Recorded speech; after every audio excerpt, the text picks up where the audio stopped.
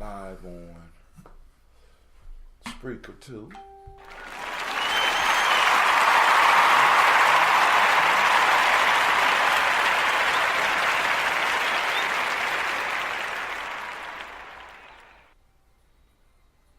Learning that the African diet, I'm sorry. black man's diet.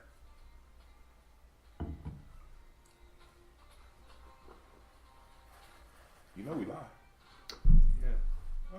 What's up, family? First off, I want to welcome y'all.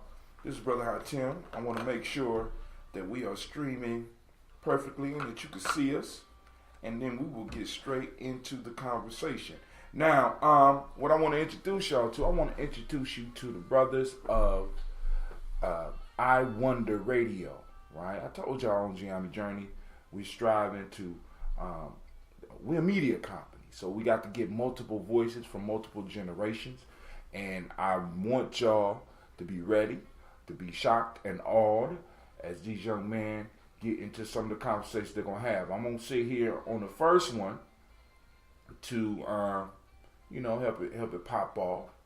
But, without any further ado, let me introduce you to, of course, y'all familiar with Brother Kwesi Low. Give him a round of applause. Now, of course, they can hear it on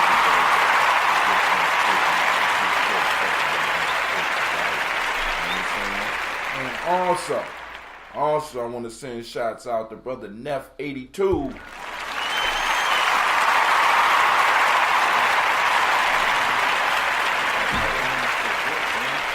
Congratulations, sir. We made it happen. Yeah, we definitely out here before the day we put out there, but that's how the universe works, right? Yo, this is the first live. We done recorded a couple times, but this is the first time we live, man. So yeah, this is exciting. You see it? I don't see it either. That's one of what I wanted to ask you. I don't see it. Oh, okay, I see it now. Yeah, Candace liked it. What's up, Candace? Thank you for being our first like. That's dope. We in here. Yo. So yeah, how do we even approach this thing? Should we tell the people you just kind of talk about how we ended up with the I Wonder and how the whole thing came about, man? Like, I think everybody should know. It's the intro, so they should know how we came to sitting right here.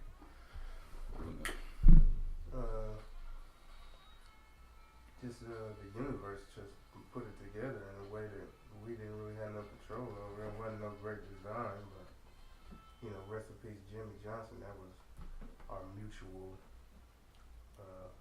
family member that passed away in 2011, and that's where the I Wonder came from, the moniker.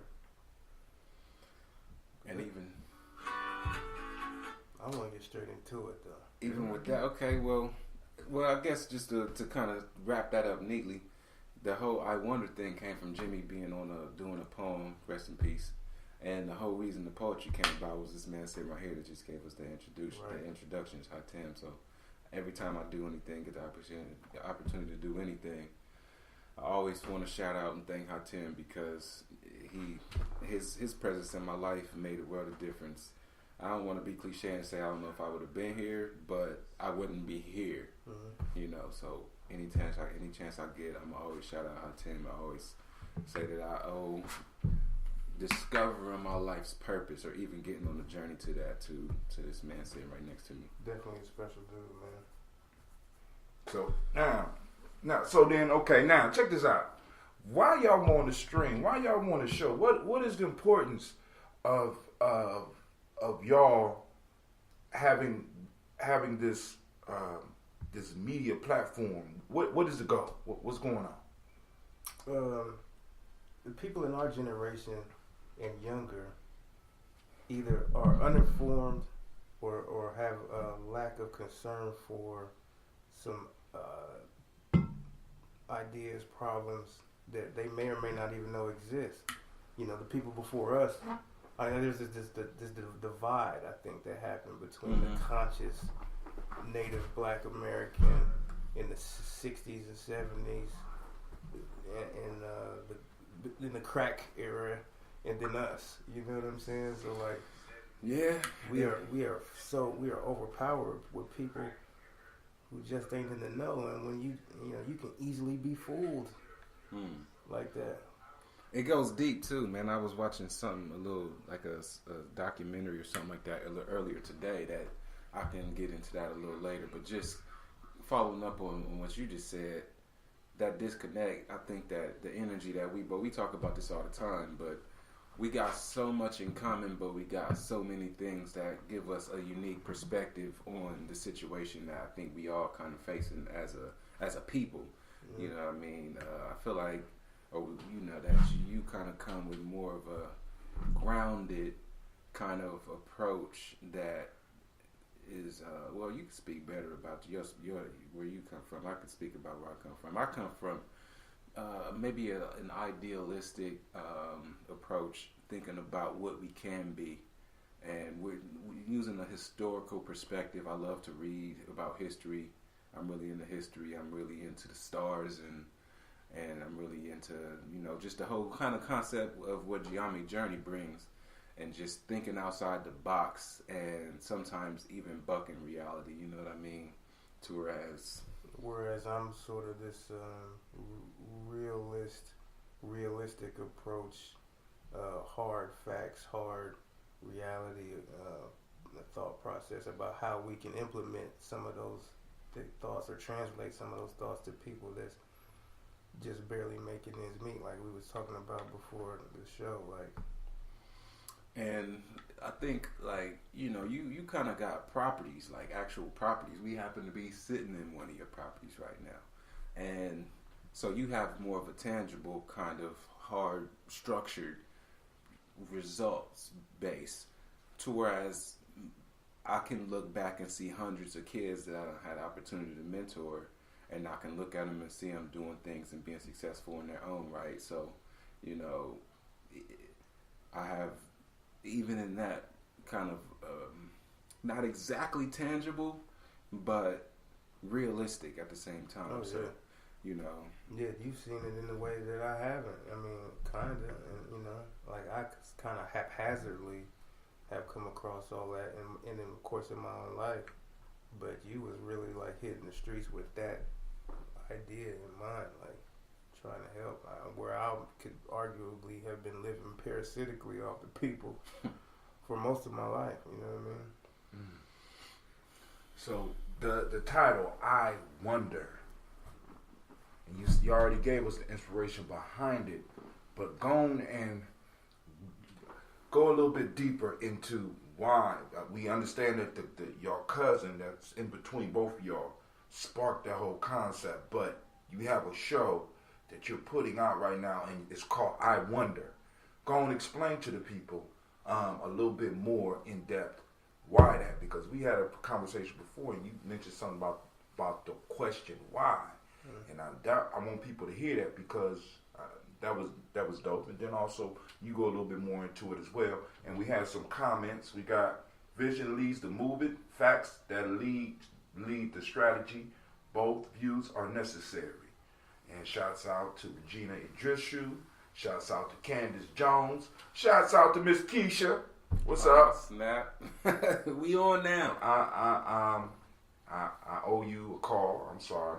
What is I Wonder? That's Candace Johnson's journal. I Wonder. Go ahead, break it down. What you wonder? I wonder. Why I wonder?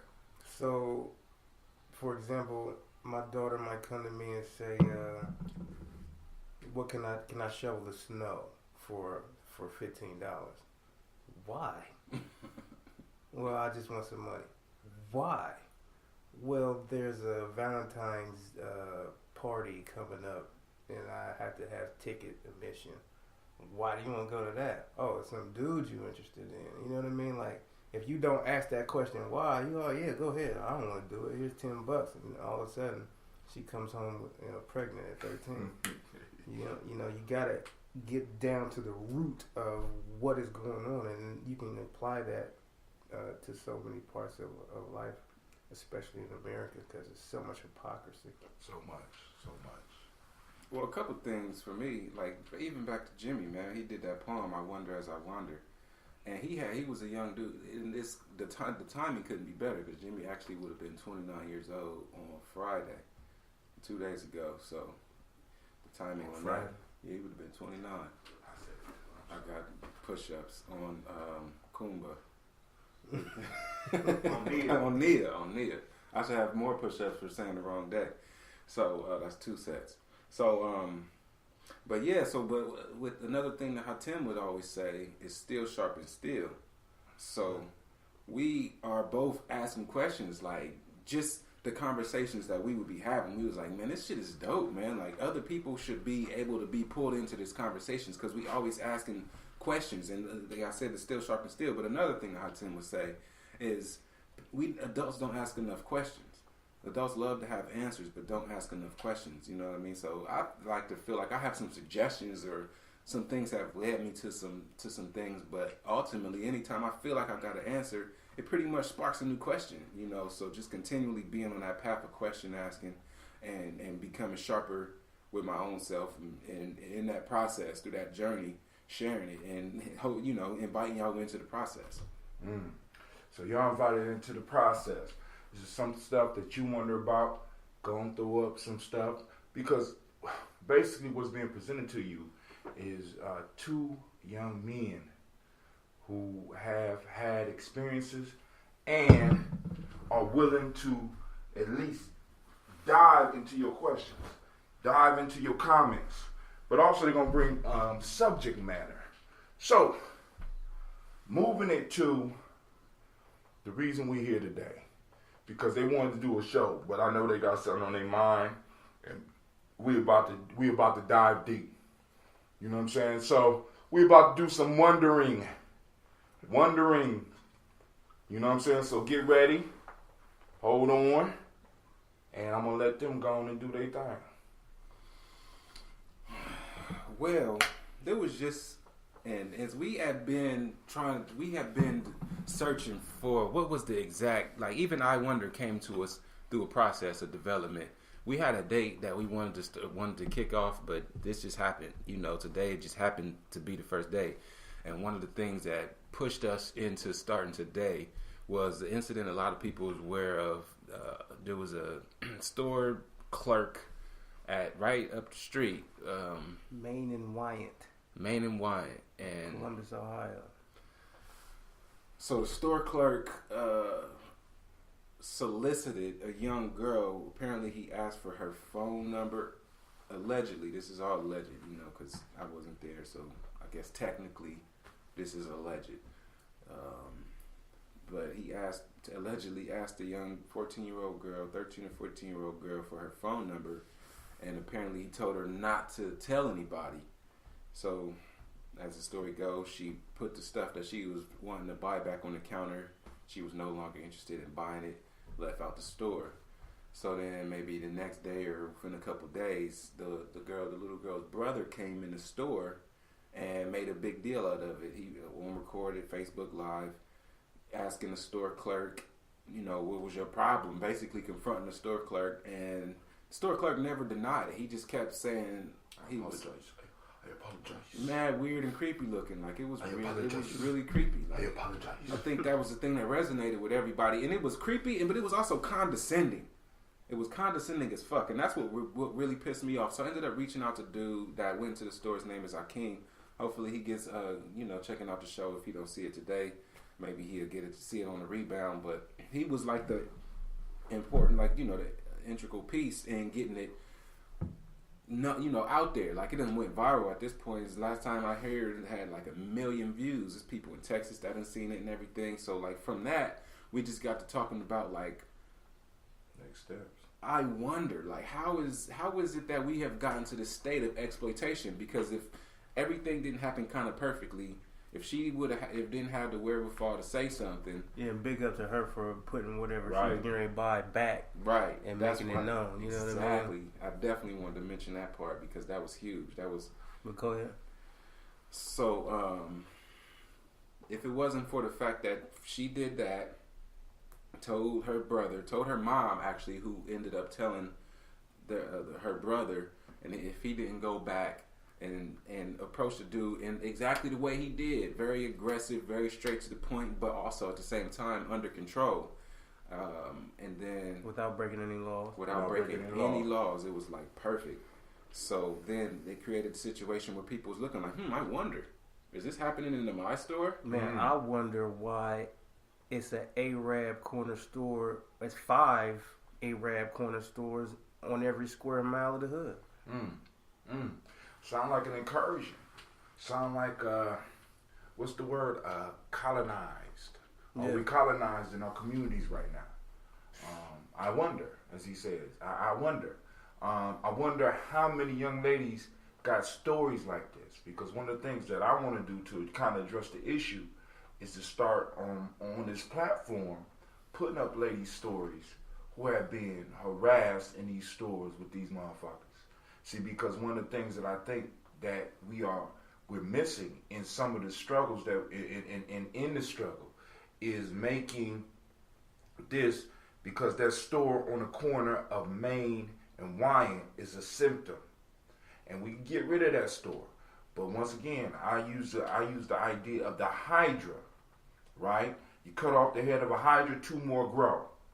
So what we have to do is, first off, we need to start exposing this thing, because if they are going to operate in our communities, right, or communities that we are in, they need to operate with as much respect as possible, because it's, in some cases, we are acting very restrained, because they know that if somebody came and was approaching their daughter in the wrong way, they probably would be trying to take a motherfucker's head. But we're trying to stay above board and do things the right way. Yeah, we don't even see their daughters. I wonder why they live. Damn, say that again. Say that again. We don't even see their daughters. I wonder why y'all got stores in the hood, but y'all live out in the suburbs with me. I be seeing some of these owners at the Giant Eagle where I live at in the suburbs, and then they getting hella waters though. Like, what is the margin that y'all can buy all of these waters out here from? Giant Eagle ain't cheap. And you ain't doing that. I mean, you selling that shit. I think they selling it at the store. I mean, like, because why are they in the hood? Well, most of the kids in the hood don't have transportation to go to Whole Foods or Kroger's. Didn't they shut down the Kroger's in Northern Lights? Yes, they sure did. The North Side is what I'm familiar with. So, like, they have to go. Eric, my cousin, I got a cousin, shout out to Eric. They grew, to this day, bro, he don't eat nothing but Takis and zebra cakes and chips. That's what he grew up on, because that's the only place he could walk to get food from, and that's what he lived on. And then you have to ask yourself, why do we all have this diabetes and high cholesterol and stuff like that? We ain't got no vegetables in the hood. So they living exploitatively off of us because they can. Wait, let me, because Keisha going off. Keisha said, I wonder when men will protect women, both young and old. How is it allegedly, when action was put behind it, protest?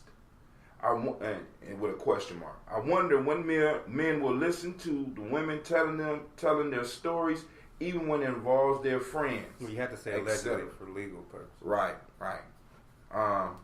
I wonder when we will deal with the creeps in our own community versus it only bringing attention because it involves Arabs. Well. I wonder. That's Keisha for you. Yeah, Get right to the heart of the matter. I appreciate you, sis. Just hit the nigga in the head. I got you. So Keisha. I mean, I'm gonna respond to that. Like, like Neff said, as far as the alleged, just on some legal purposes, and that kind of brings the next thing that we was talking about. It's also just kind of alleged because it's coming from my mouth, and I understand the whole protection thing, and I would like to create a situation where everybody was protected enough and felt safe enough to where the young lady who this actually happened to could in some way go on record and put her story out here, and then that be a spark for other women and young girls even who have experienced similar stuff in the hood, in our community, to be able to come out and personally tell their story. Because me telling it and Akeem responding to it isn't going to have the same impact as the young lady who was happening to telling her story, because they're not going to come at me like that for so many obvious reasons. They're not going to come at me like that. And this is really first step. I really actually appreciate you putting that challenge out there, Keisha, because I stand up to the challenge. And I put that same challenge. I know that all the men in this room also stand up to that challenge. So I put that same energy out there for the other men that's watching this and maybe haven't heard this, but are aware of things that's going on, not just in the Arab community, but things that's going on in our own families, in our own communities. Because that's how we weed it out. Because it's a lot of times the dudes that's liable to do some foul shit that's going to the store just to buy blunts and cigarettes and beers, and they so intoxicated that they don't give a fuck about what's going on at the store. And they so intoxicated that they don't give a fuck about what they doing to somebody. So it's oftentimes them same people. I think we could probably do some type of study to see who is doing that, who is still buying that stuff from these stores, and at the same time, I don't know how we could compile that type of information, but I mean, it's gonna all reveal itself as we keep on. As we continue to be consistent, it's gonna all reveal itself. But I would wager, I would put money that the same dudes that continue to shop at these stores is some of the people in our community that's the most liable to be able to do some foul shit to a young girl. Ooh, damn! So he threw out a deep statement. Because they sleepwalking, right? Well, I mean, if a you lot of sleepwalking, people, then that's going to make you... Now, we got to understand that Keisha's, because one of the major pieces that we don't really look at as man is that a lot, more than we want to admit, a lot of young women in our community have been sexually assaulted by people that they know. And that's where her anger is coming from, because this is coming from a point of pain for her, because there's an issue that has been brewing in our community for a very long time, especially with her. That's why she don't come around. She won't say it, but I have to say it, and it's an issue that has to be addressed. That's what she wants, because and if you remember, even when we started the conversation with Lady J's first thing was, y'all talking about these Arab motherfuckers, but what about some of y'all niggas? Right. You see what I'm Keisha saying? right here, man. It actually been an incident where Keisha asked me to kind of come to bat for her. You know what I mean? I'm not going to say too much more than that, but she knows exactly what I'm talking about. All of that's valid, but I mean, I don't know that it's worth debating about who to fight first, especially when you're being invaded by another culture. You know what I mean? Now, because Sister Candace put on, what about some of the family members? And that's because what we're dealing with is the brother is talking about we have an incursion going on, but at the same time we have an incursion, we have, huh? Yeah, table the microphone. Oh, okay. We have a issue where we are being attacked from the outside and the inside, and that gets back to your original question. I wonder how this could be happening in a corner store right down the street from all these black folks, and nobody supposedly knows about it. But then also we got the same thing where we got a lot of these young women who are being assaulted in our very community in some of their own homes. Yeah, I mean, both of these perspectives are right, but neither of them should be in opposition to another one. Right.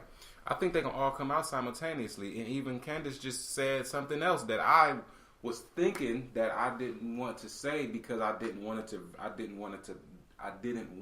divert the conversation. But Candace just said another topic. There are also young men and little boys dealing with the same thing. Because now remember, I want y'all to see what's happening. Now, family, I want y'all to see what's happening. So when we start dealing with one issue, another issue pop up, another issue pop up, another issue pop up. And we have to take a strategy very similar to the story of Hercules. And every time you attack the Hydra, you cut off one head and two more grow. And I want y'all to understand that when we start tackling these issues, right, when we start looking at the Arabs, what's going on in the family, what's going on with the young women, then now we all the way over to what's going on with the young men. We know that there are major issues, but which one do we attack first? That's one of the questions that we really have to be able to deal with, you know. And I wonder when we're gonna be able to be focused enough to attack one first. You know what I'm saying? Because we're gonna sit here and wonder about all these issues, right? But the PC is to have a conversation, make it known, start doing the work that we need to do as individuals, as men. Some of this shit, I have to go back and look at some of the foul shit I might have did when I was young and be real about that shit. Because a lot of people go into a point of being able to deny shit to a point to where they even believe that what was done is no longer real, and make it and that makes it okay.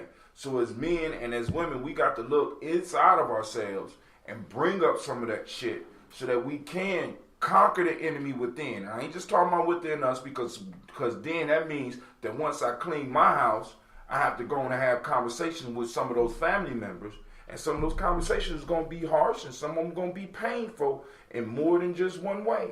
Okay, I think if the three of us were brothers in the same household, and we had a couple sisters and a mom in our household, and one of the females in our household was attacked by somebody outside of the household, whether we know them or not, whether they're black or white,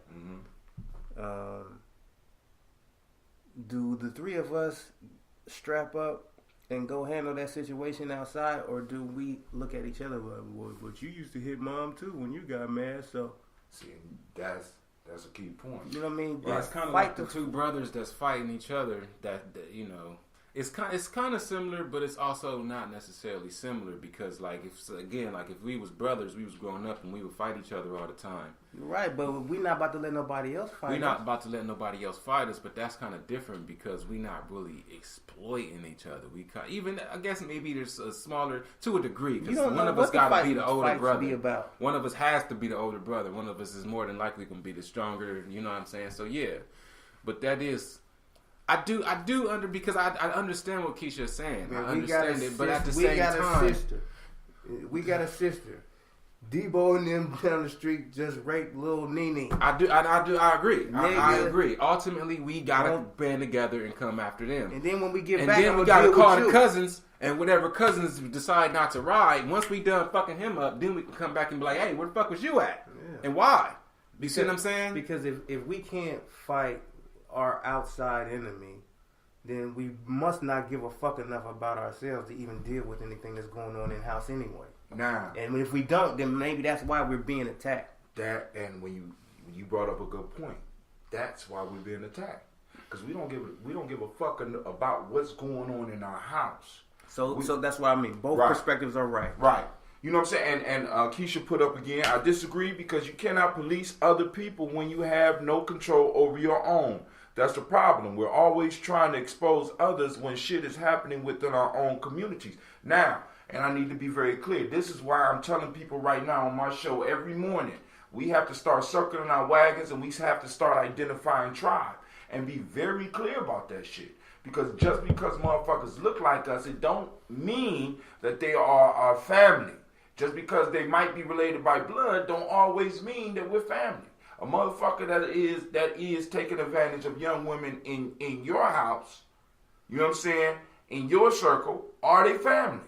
If they are disrespecting the wombs that bring us all into this motherfucker, when it's all about the bag and about the money. And a lot of that shit comes in how we've been raised and who been raising us. So we gotta be all the way honest about that. So it's kind of hard for us to have one target because it'd be like, well, we got to handle what's at home first, which is true, but still we got to handle these motherfuckers because that, how can I put it? Us being fucked up does not mean that other motherfuckers should be allowed to take advantage of us. Yeah. Whichever fight we fight first is fine. But I think it's gonna all happen simultaneously. And I think that's the best way too. You know what I mean? Because once we circle the wagons, then we in here. Because we so far behind. You know so explain. So when he say circle the wagons? Do you know what that means? Because he actually had to explain that to not me. Really. Yeah, can you explain that circle the wagons again? Because that's an important shit to understand. When West Asians was moving out west, when who go West Asians, white people. There's no such thing as Europe. I ain't gonna, so West Asian. We decided on West Right. Asian is the best way to Right, you know what I'm describe saying? it. I mean, that's the best way for us because that's part of that mind fuck that we caught up in. Because we don't look at reality. We could look at a motherfucking map and still say it's 7 continents. When there ain't no motherfucking 7 continents. Asia is one big continent, and the rest of those are continents. Europe is not a continent. So it's part of the mind fuck. So when one of the rules of my art is being able to distinguish the real from the unreal, and I'm trying to get people to start understanding that. Because when we are out of line with the universe and can't see what's real, it's easy for us to fall into all types of fuckery. What Keisha's talking about looking at is what's real, what's really going on with us. But when the West Asians was moving out west, giving out free land to each other, when they would have to go through Native American territory. When the Native Americans would attack, they would have these wagon trains. They would take the wagon trains, basically the big wagon with the white cover over it so that they could ride, and they would put them in a circle so that they can form a defensive perimeter so that they would know where the enemy was coming from, because it would form a circle and they could protect all points of that circle because the wheels and the actual wagon is acting as shields against the arrows and the bullets that the Native Americans possibly be shooting, and they will be shooting out. Boom, boom, boom, because they don't have to worry about their back because all of this shit is covered. So when we talk about circling the wagons, we're talking about bringing in those that are like us, those that think like us, and circling the wagons so that we can really start making some progress. Because some of these motherfuckers is going to have to be left behind. I love my people, but the bottom line is many people are going to be left behind. And we can't be upset about that. We can't be sad about that. We can't be mad about that. It's just the fucking reality. Go ahead. So one of the things we wanted to do, that we agreed on, is very important. Is we want to expand our vocabulary, and we want to do so in a thoughtful way. So sometimes even words that we used to come up, we want to define them. So even the word continent, as how Tim just informed us, that the definition of continent is any of the world's main continuous expanses of land. Main That ain't Europe. continuous. That is not Europe. Main continuous expanses. So it's got to be by itself. Unbroken, essentially. You might even make the case that the Americas is all one continent. Yeah, it's connected to Canada and Central America. Central America all the way through South America. Damn. Until they did the Panama Canal. God damn it, Keisha. But yo, you know what that's from? That's from us. That's from us just existing. That's from us living in a non-reality. Part of us being exploited by Arabs in our Keisha.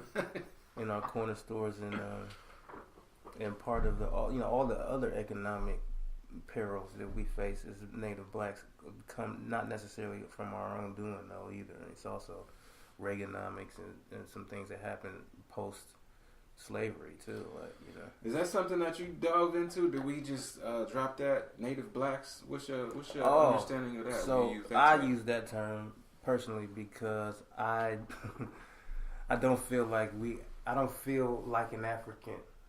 I don't feel like you can describe me by putting the word Africa in my name. You can go back to as far as my lineage goes back, and I assume most black people like yourselves are the same way. As far as you go back, we can't trace back to no native land like some chicks I used to know that was from grandparents came from Italy 50, 60 years ago. You know what I mean? Something like that. So I think we were here just as early as you can trace back the first Europeans or West Asians to come here. We were. 2019 is the 400 year of slavery being enacted in America, and we was here before that. So we are, for all intents and purposes, the original Americans. Our blood is the blood that colors that flag. Our bones are what the American economy was built on. Last year I would argue with you. I can't argue with you no more. because the title that's floating out right now is Descendants of Slaves or African Descendants of Slaves. Yeah. Because we have to be able to, we got a lot of ailments, and by us trying to help everybody else rather than, as Keisha say, cleaning our own house. You know what I'm saying? And I think because like the stuff that you're bringing up, Keisha, is legitimate, but it becomes so big because we can sit here and the issues become so big that a motherfucker would just be over and be like, fuck it, I can't win. Mm-hmm. You know what I'm saying? Because we get rid of one problem, here comes another problem. Yeah. We get rid of another problem. This is one of the reasons why I'm not really up on us coming together and meeting like we were doing before, because it's always issues when we come together. Yeah, it's got to be one brick at a time. Oh man, one brick at a time. So I prefer to do it like this and have Keisha throw her spitballs from over there at her house and shit. And I know she's safe over there. You know what I'm saying? And but the point being, we know we have a lot of work to do. But once again, we have to be clear. Where is our borders as a group? And going back to your point, we cannot. Some of us can trace. Let's put it that way, with DNA and shit like that.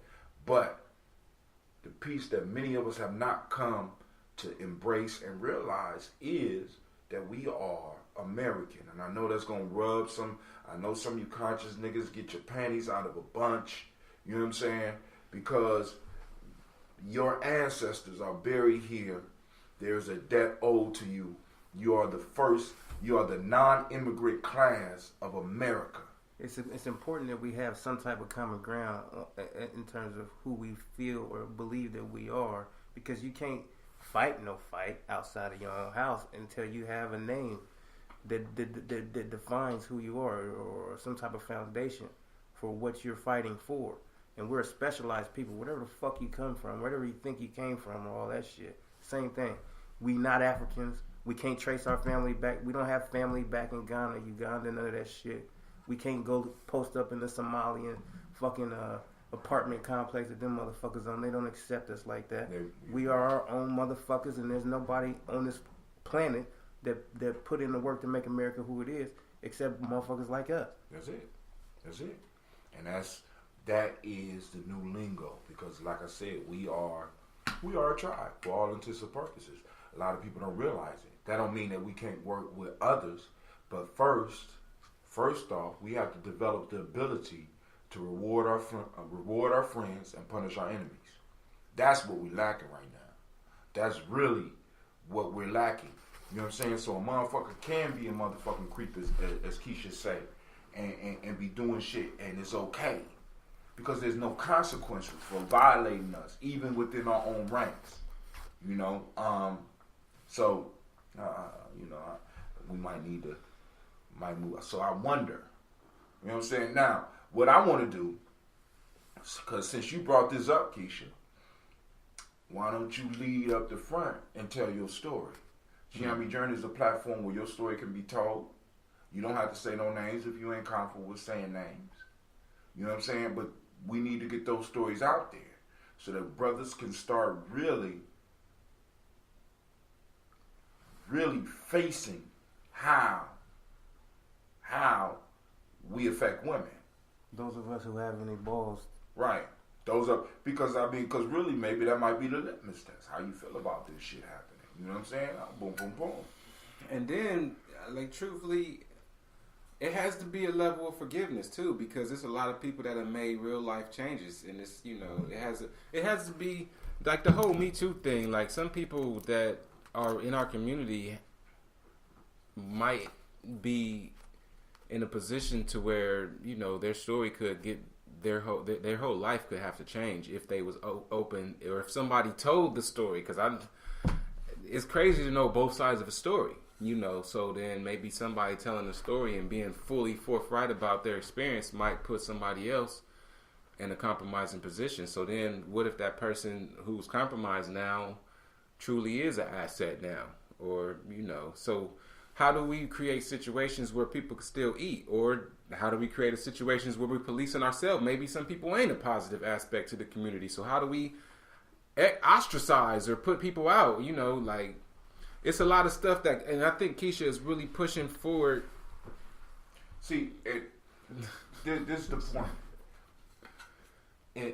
If you want the healing that you need, and if you put out your truth, right, and people hate you for your truth, I think you would still feel bad. It ain't like it ain't like you go around that community anyway, right? Right? You know what I'm saying? I mean, you want to come chill with your dad on some shit. You know what I'm saying? So get your shit out. Let's go and get it so that there's a conversation amongst the elders and amongst the warriors and shit.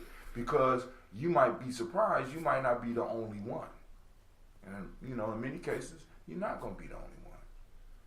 And that's what sisters have to start understanding is that you're not alone. Some of us do care. It's just it's a fucked up situation. It's a fucked up situation. Yeah, so it's definitely a tough situation, and like at this point, we don't want to take up. You better not be Me Too though. I ain't on that shit. You can't be Me Too. Bullshit. Don't you be on no Me Too. I'm gonna kick your ass. How about that? Then you be having a story to tell about me. You have to come up with your own shit. Hashtag I'm mad. Hashtag. You know what I'm saying? Something. You know what I'm saying? The bottom line of that whole shit is that it's stories out there that need to be told, and it's men that need to protect the storytellers. And I definitely take away. I'm sorry, go ahead. I definitely take away the responsibility that I owe, a debt that I owe to being a protector for the women the women and young ladies especially, that whose stories is going to be at the vanguard of the movement. Did I use that word right? Yeah. At the forefront, right. Yeah. So yeah, I appreciate her because I mean I don't even know her, but I appreciate that because I guess we started talking about. I'm talking about her. Go ahead. Whatever. We came in here to talk about something I kind of thought I knew about, and I think I do, but I also learned something, which is that as we try to go forward and fight these outward battles, we also have to show respect to our inward battles too, so that people don't feel like they're being left behind. You know, and even the inward battles that we've struggling with it ourselves, because we grew up in the same environment. We was exposed to the same shit. I was never protected. You know what I mean? I'm writing this down, Keisha. I had to make some tough decisions. I found myself in some vulnerable situations, and as this show continues, you know, I'm definitely going to be finding myself being more and more vulnerable because I think that that's a debt that I owe. You know, by no means am I perfect. Have I made all of the right decisions? I think I always have been a protector at some level, but you know, I think that me being willing to express my shortcomings is going to also invite women who haven't felt protected to feel a little safer. I would hope so, at least, you know. And the feedback, I appreciate Keisha for her feedback. I appreciate Candace for her feedback. This was a couple other women that got on. I think Regina Idrisu. I don't think we have met. Thank you for your comments. How you doing, sis? But yeah, Lisa Flint, peace. I ain't seen you in a minute. Thank you for watching. I don't know if you're still watching. I would love to hear your thoughts. But yeah, this is an open platform, you know, and hopefully I plan to be vulnerable. I think that's what's needed at this point in time is being vulnerable, and I don't really have a choice at this point, you know. So and the piece that I want to make sure that everybody understands in our tribe, as we build.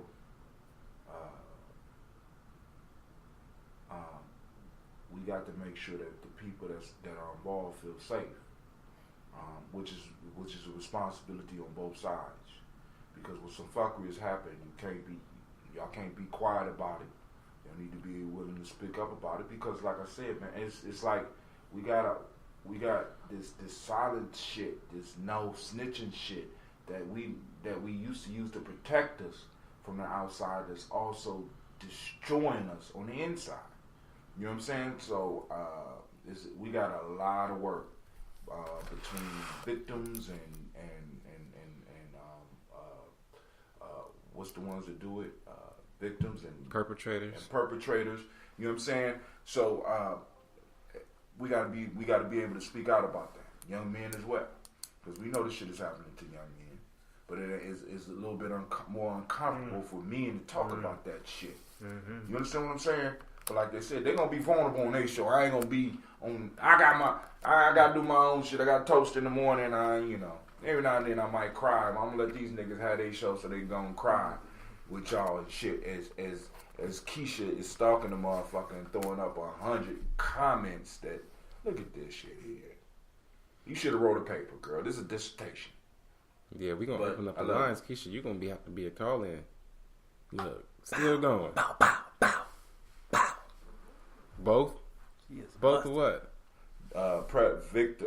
Victims and how can you ever be a perpetrator without having been a victim first? That's kind of the cycle, and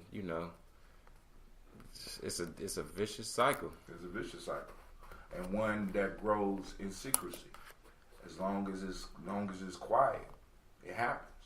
Because if you're quiet, you allow for the next person or the next younger person or even the next generation to experience the shit that you experience. It's harder for us, like we were saying earlier too. It's harder for us to address a lot of these issues because we trying to figure out how to make the next meal. We trying to figure out how we gonna eat tomorrow. So you can't be. It's hard for you to think about your grandkids' well-being or the legacy you leave behind. And that's. I mean, when we look at this, all of this is a legacy of what our people went through, slavery. We can trace a lot of shit right back to slavery. And I know some of y'all like, there they go with that victim shit. But the fact of the matter is we got to know who we are, where we are, and why we are. Part of the reason that we are doing some of the shit that we are doing is a legacy of this last 400 years of terror and all other type of shit that's been popping off on us that has made it possible for us not to even admit that a lot of us were embarrassed. Because when we talk about Black History Month and they show pictures of slave ships, that your ass felt ashamed, that you feel ashamed about your hair and your eye color, you feel ashamed about your skin color, either you too light or you too dark and you just don't know how to fit in. It's all this shit is a legacy of what our people went through, and until we start really doing, as they call it, lineage therapy, and accepting who the fuck we are, where we are. You know what I'm saying? Because like I said, a lot of people say, our history didn't start with slavery, and they'll jump right over slavery and move into, when we was building pyramids and shit, but we never talk about when we was working in them cotton fields and some of the important lessons that we learned from that shit. We haven't researched that. We haven't researched some of the processes that are being used on your very job to make sure that you are when they count every hour. Make sure that you are as efficient as possible. A lot of those practices came from the plantation. We don't even know this shit. You know what I'm saying? I mean, human resources and a lot of classes and a lot of those techniques that they use to get the most out of the worker, all that shit come from slavery, family. But yet we don't look at that shit. We want to jump over it and we want to just talk about when we was on top of the world rather than looking at where we were and the shit that caused us to start doing some of the shit that we didn't do prior to this shit. And that just kind of goes back to full circle back to what Keisha was saying. Like, as we do this work, the Arab store owners is just a start. That's a linchpin. That's just awakening. It's an awakening tool. So as we approach them and hold them accountable, we're gonna see who's with us and we're gonna see who's not. And if you're not, then you suspect. You know what I mean? If you with us, then you circling the wagons. So when you in the circle of the wagons, we looking to see who's shooting and who you shooting at. Right. If you pointing at a motherfucker and then point to somebody else, but he rushing us, then y'all might got some little secret inches going on. You might have let this motherfucker in once he got to the wagons. Right. So we might need to smoke your ass. You see what I'm saying? Yeah. So that's the real shit. Like, so yeah, maybe once people start fighting this outward battle, you start to see who's the predator inside. Yeah. At the end of the day, because the Arabs is just another step. I mean, as Hatim I always say, the Arab slave trade is older than the West Asian slave trade, and it's still going on. But the West Asians perfected it. Well, they perfected it. they perfected it in the way that they needed to perfect it. And we Because are they the took perfect motherfuckers victims away of it. from Oh man, shit. So man, ultimately, that's our Christ, end game target. But you know, See? it's all a building process. You know. And I'm gonna say this too. Oftentimes, what a people or a group needs is an outside enemy to focus their energy on. And so, because what happens is when all that energy is going out, we get to see where somebody stands and get to monitor those behaviors. Yeah. And what the Asian stores are allowing us to do is to start focusing that energy, because I want you to think about this. What happens when you get groups of motherfuckers that's come together to share their story about what happened in those stores, right? And we start handling those stores, and they start changing their behaviors or being chased up out the motherfucking neighborhood because nobody buying shit from them. That gives that group, that tribe, that group of people a sense of power. Now, And pride. And pride. Now, the next step for that is, boom, what's the next enemy? Because what's going to happen, once you start having groups like that, you're going to start having a purge. And I hate to say that shit because it's kind of fucked up, but it usually happens where, you're going to start noticing some fucked up behaviors with somebody. Man, I really don't like how you be talking to some of them young motherfuckers. And I got a couple particular niggas I want to leave behind anyway. I made a list. You see what I'm saying? We got to be real about that shit. We got to be real about that shit. And motherfuckers who are violators, who may have changed, like you said, Kwesi, the issue is not them changing, because even in Alcoholics Anonymous, one of the steps, or in Anonymous, one of the steps is going back and apologizing to those that you fucked up while you was out there. If motherfuckers is not going back and apologizing, you know what I'm saying? Making amends.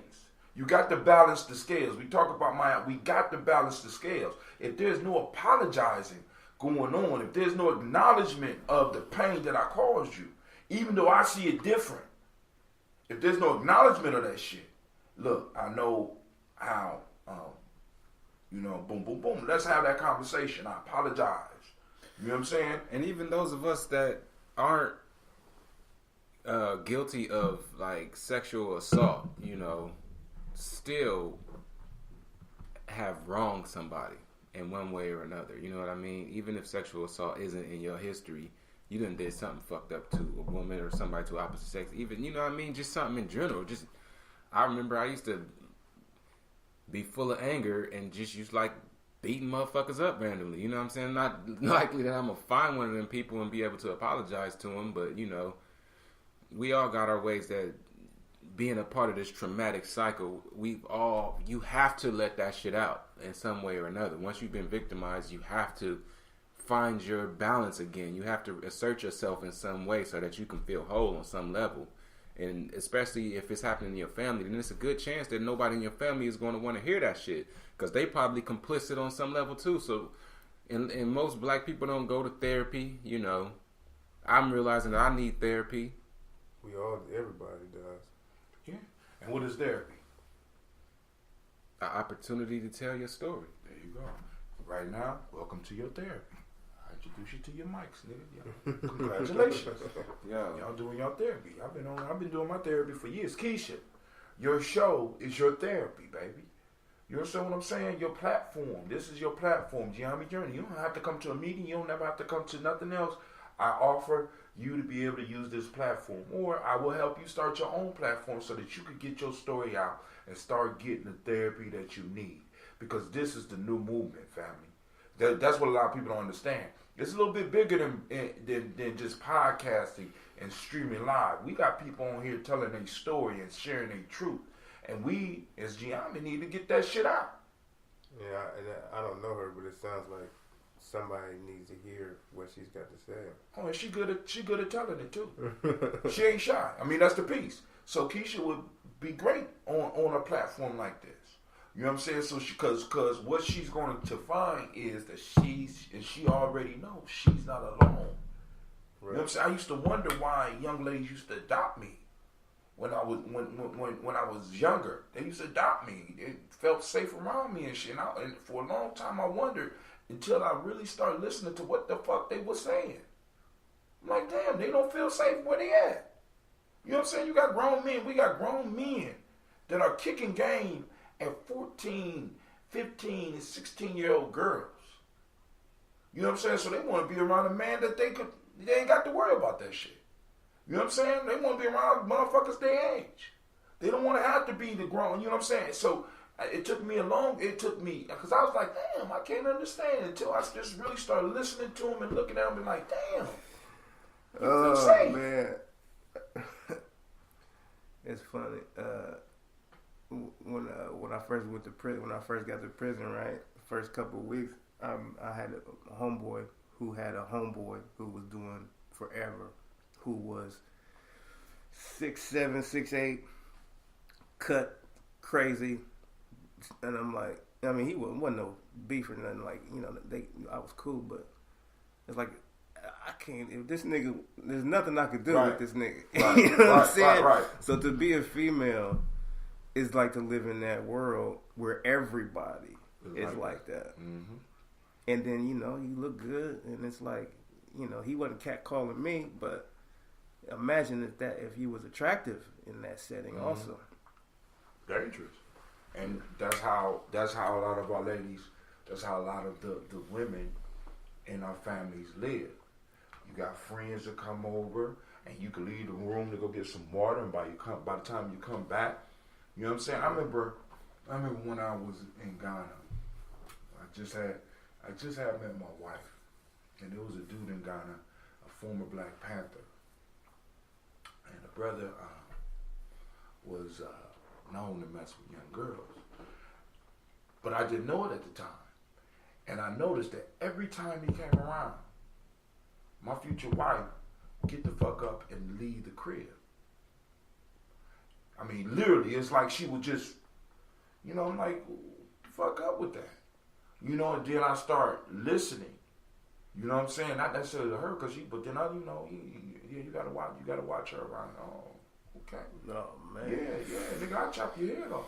So now that we're awakening in this, you know, also, you know, we're wondering why all these things are happening in our community, but we also have this feminist movement where we're starting to realize how we should be protecting our women. Maybe everything we do in whether it's an inward or an outward battle should start with the female in a counterpart to our community, because like Malcolm X said something like the key to changing the community starts with the woman. Oh yeah, she's the first teacher.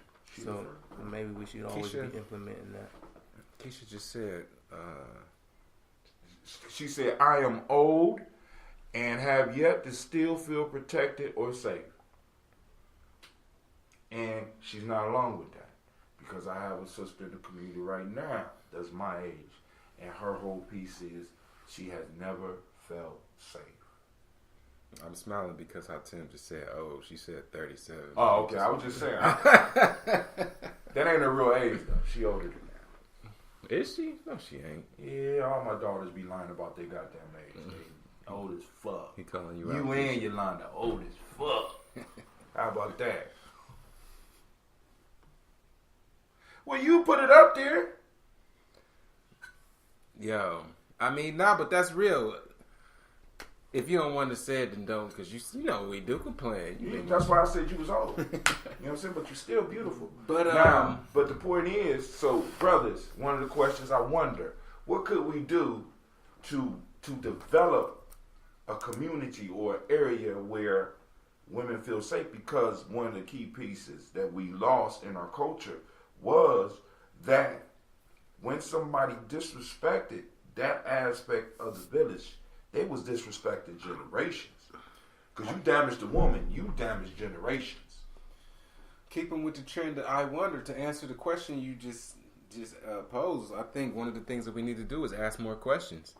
You know, so we need to ask more questions. So I want to pose that question to the women. Like, what type of things would signify to you not just that there was safety, that there was an environment of safety, but it was authentic, that it wasn't just posturing. Like, what does that look like? You know what I mean? And I guess truthfully, because I know none of the women in my family grew up in safe environments, and so I don't think that they would necessarily even know. I think the conversation, though, I personally think just the conversation, the give and take, the willingness for men to realize that some of the things that we do aren't the best, and that we need to grow, and that we need to be willing to approach situations different, and ask more questions, and be more in tune, watching and seeing what we do, and the subtlest gesture could let me know that something I did made somebody feel uncomfortable, and being aware. Yeah. So,